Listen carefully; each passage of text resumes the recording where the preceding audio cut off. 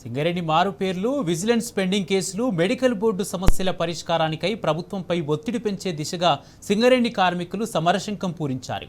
భూపాలపల్లి సభలో సీఎం రేవంత్ రెడ్డి ఇచ్చిన మారు పేర్ల హామీ నెరవేర్చాలని డిమాండ్ చేశారు.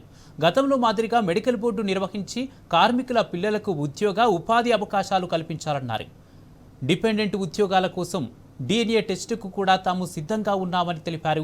కాంగ్రెస్ సర్కారు ఇచ్చిన హామీలు అమలు చేసి కార్మికుల జీవితాల్లో వెలుగులు నింపాలని కార్మిక సంఘాల నాయకులు డిమాండ్ చేశారు. సింగరేణి కంపెనీలో సుదీర్ఘకాలం పనిచేస్తున్నటువంటి కార్మికులు, వాళ్ళ వారసులు దశాబ్దాల క్రితం ఎలాంటి అనేకమైనటువంటి ఆంక్షలు లేకుండా పనులకు ఎక్కినప్పుడు ఇతరుల పేరుపై అనేక మంది పైరవికారులు ఎక్కించారు. అవి మారు పేర్లుగా సింగరేణిలో దశాబ్దాల తరబడి ఆ కార్మికులు తమ చెమటను చిందించి ఈ సింగరేణి సంస్థ అభివృద్ధికి పాటుపడ్డారు. ఆ తర్వాత కారుణ్య నియామకాలు వచ్చిన తర్వాత ఆ యొక్క కార్మికుల యొక్క వారసులు ఉద్యోగాలకు అప్లై చేసుకున్న తర్వాత ఆధార్ కార్డులో తప్పులున్నాయని చెప్పి, కంప్యూటర్లో తప్పులున్నాయని చెప్పి